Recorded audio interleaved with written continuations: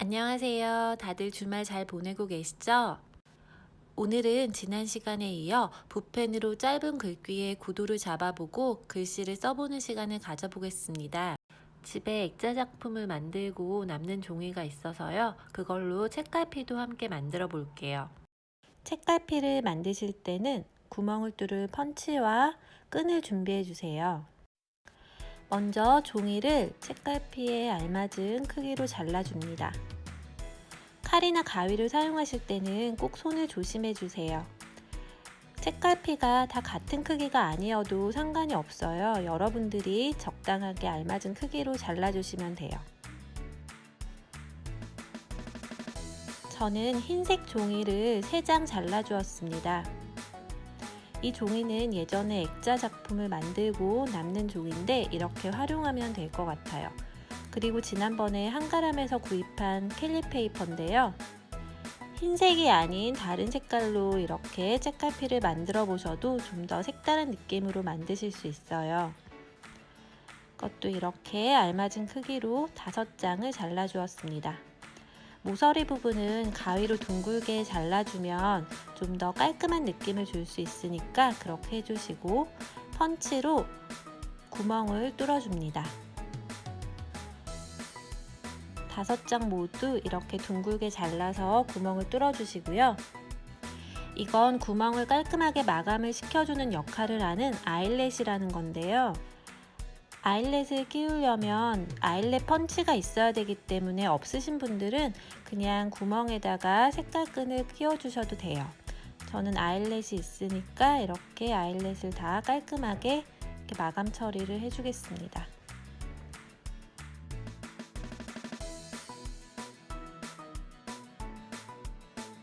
그리고 집에 이런 끈이 있으시면 구멍에 끼워주세요. 여러가지 끈이나 리본을 사용하셔도 되고요. 그걸 알맞은 크기로 잘라서 구멍에 이렇게 끼워서 묶어줍니다.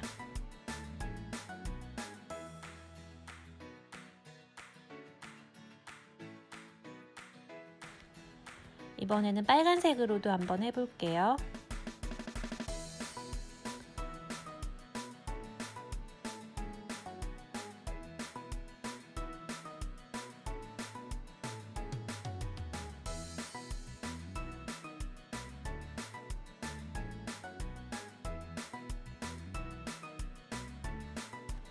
자, 이렇게 총 5장의 책갈피를 만들어 보았습니다. 이제 책갈피를 꾸며줄 붓펜과 물감, 워터브러쉬를 준비해 주시고요. 먼저 흰색 바탕에 좀 색감을 넣어주면 좋을 것 같아요. 이렇게 붓에다가 연두색을 이용해서 이제 색감을 넣어주겠습니다. 노랑, 연두, 초록을 한 붓에 담아서 이렇게 들판 모양으로 그려주세요. 붓을 눕혀가지고 옆으로 이렇게 들판 모양을 칠해주시고요.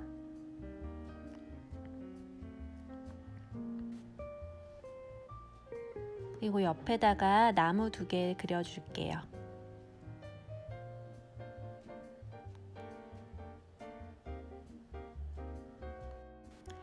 수묵 일러스트의 느낌으로 이렇게 한 붓에 여러가지 색감을 담아서 표현을 해주었습니다. 붓펜으로 밑에 나무 기둥을 살짝 그려주시고요. 물감이 좀 마를 동안 기다려 줄 거예요. 물감이 다 마르고 나서 이 위에다가 붓펜으로 짧은 글귀를 적어 보겠습니다.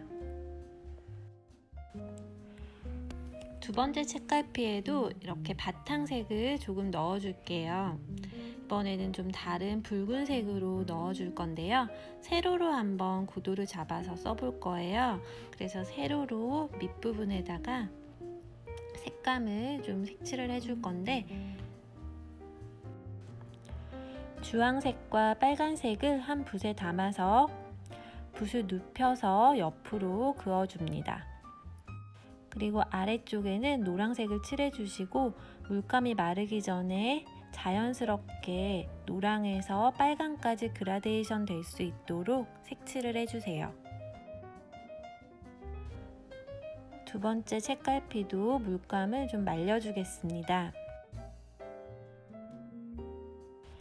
들판과 나무 모양을 그려주었던 책갈피가 다 마른 것 같아서요.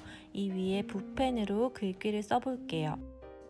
지난 시간에 여러 가지 글꼴로 바꿔보고 강약 조절하는 연습을 여러분들과 함께 해보았는데요.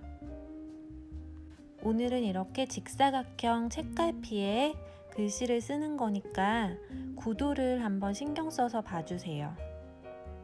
소중한 우리 가족이라는 글귀를 쓸 건데 이렇게 보시면 제가 두 줄로 나누어서 써보겠습니다.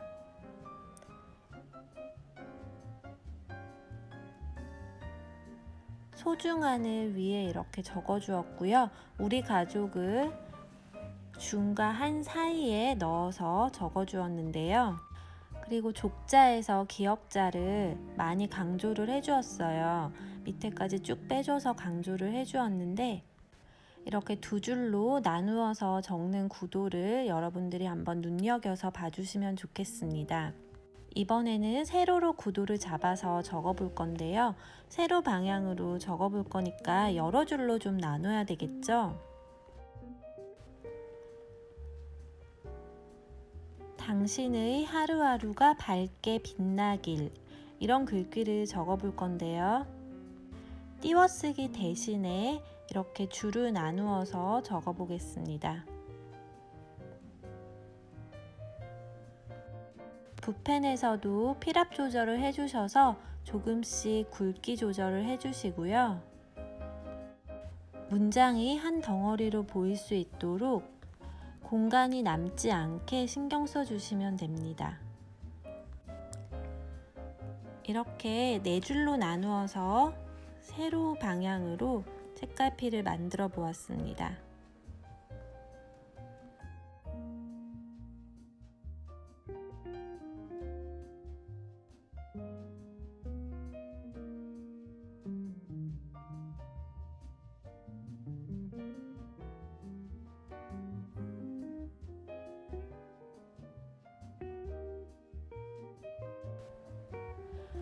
이번에는 세 번째 책갈피를 만들어 볼 건데요. 이번에는 그림보다 글귀를 먼저 적어 볼게요.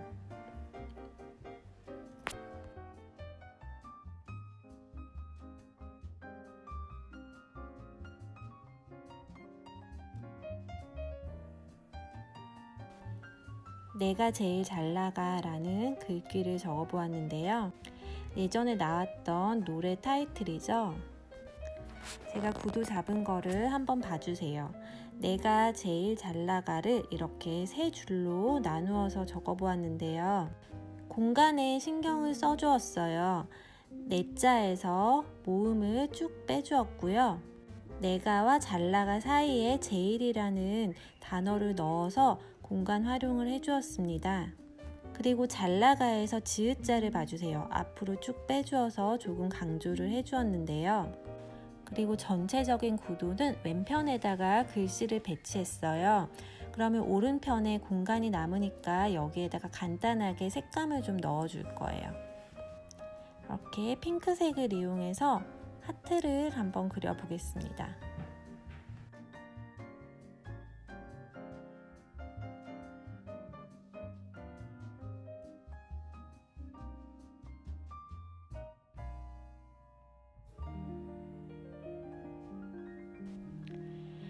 이렇게 다른 크기의 하트를 3개 그려주었습니다. 오늘은 붓펜으로 이렇게 짧은 글귀의 구도를 연습하는 시간이고요. 그림도 자세하게 그리기보다는 이렇게 색감 위주로 간략하게 꾸며보는 시간인데요. 최대한 여러분들이 쉽게 따라하실 수 있도록 알려드리겠습니다. 이렇게 흰색 책갈피는 3장이 완성되었어요. 이번에는 크라프트지 느낌의 책갈피를 한번 만들어 보겠습니다. 이번에도 글씨부터 적어줄 건데요. 우리 꽃길만 걸어요 라는 글귀를 적을 거예요. 여기서 우리를 조그맣게 위쪽에다가 배치를 해주시고요. 꽃길만 걸어요를 조금 크게 써서 중간에다가 글씨를 배치해 줍니다. 그리고 워터 브러쉬로 간단하게 아래 위쪽에 꽃을 한번 그려볼 건데요. 사실 흰색이 아니고 밑바탕 색이 있는 종이이기 때문에 그림을 그리지 않으셔도 상관이 없을 것 같아요. 그런데 그냥 저는 이렇게 느낌만 낼 수 있도록 간략하게 한번 그려보겠습니다. 이렇게 꽃잎이 4장, 5장 정도 되는 꽃 모양을 3개 정도 그려주시고요. 위쪽 공간에다가 그려주시고 아래쪽 공간에도 그려주세요.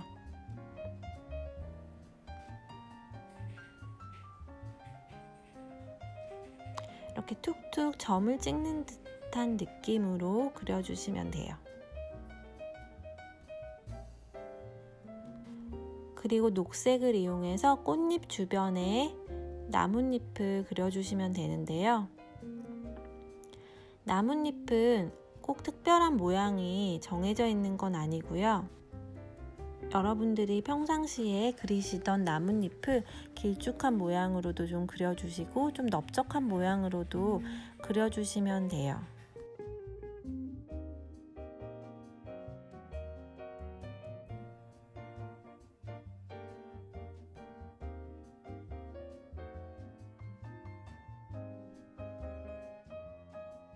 녹색을 사용하실 때는 색감을 조금씩 바꾸어 주시면 좀 더 좋습니다.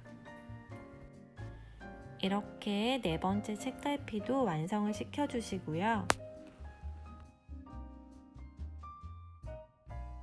마지막 책갈피를 만들어 볼 건데요. 행복은 언제나 우리 곁에 있다 라는 글귀를 써볼 텐데, 행복이라는 단어는 캘리그라피 하시면 가장 많이 사용하는 단어죠. 이렇게 행복을 쓰실 때 복자에서 기역자를 밑으로 좀 내려주었고요. 이제 기역자 옆으로 이제 밑에 줄에다가 이제 우리 곁에 있다라는 글귀를 이렇게 작게 적어 주었습니다. 여기서 구도를 살펴보시면 2줄로 나누어 적었어도 중요 단어인 행복을 좀 더 크게 적은 걸 볼 수 있으시죠? 이렇게 글귀만 적어서 완성을 시켜주셔도 괜찮고요. 살짝 그림을 넣고 싶으신 분들은 이렇게 저처럼 선을 이용해서 나뭇잎을 그려주세요. 약간 야자 느낌의 나뭇잎을 이렇게 선을 이용해서 조금 그려주겠습니다. 가는 선 그리시는 것만 조금 연습하셔서 그리시면 돼요. 그리고 위에 여백이 있는 곳에도 살짝 같은 모양으로 이렇게 그려주세요. 이건 어렵지 않게 이제 선 연습만 되시면 하실 수 있으시겠죠?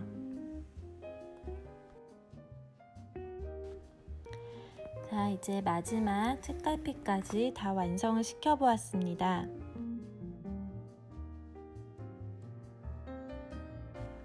오늘 붓펜으로 짧은 글귀 연습도 하고 이렇게 책갈피도 함께 만들어 보았는데요.